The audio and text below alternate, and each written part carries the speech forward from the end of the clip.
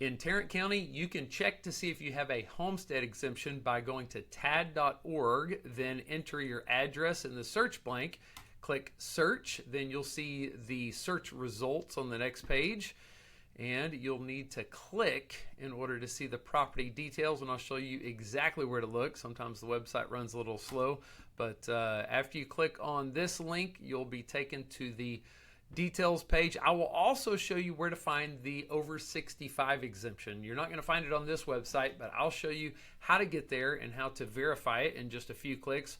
For the homestead exemption, after you appear on this page, after you land on this page, just scroll down, you can see exemptions, and that homestead exemption should appear right there, as well as any other exemption. The only exemption you're not going to find here is the over 65 exemption.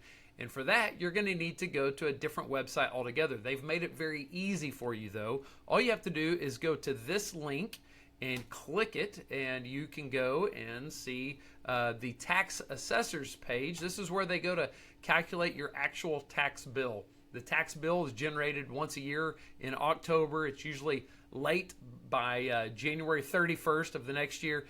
And you can see the exemptions area on this form right here. HS001, that's the code for the homestead exemption. If it says 0065 or something to that nature, then that's your over 65 exemption. Let me show you another place you can look. If you wanted to see all of the past history and make sure that the homestead exemption or the over 65 exemption appeared on a particular tax year, then you can go look at last year, for instance. Go to the receipt, and then you can see the exemptions will be listed right here, and the 0065, that's the over 65 exemption. So there you have it. If you have any other questions, feel free to reach out.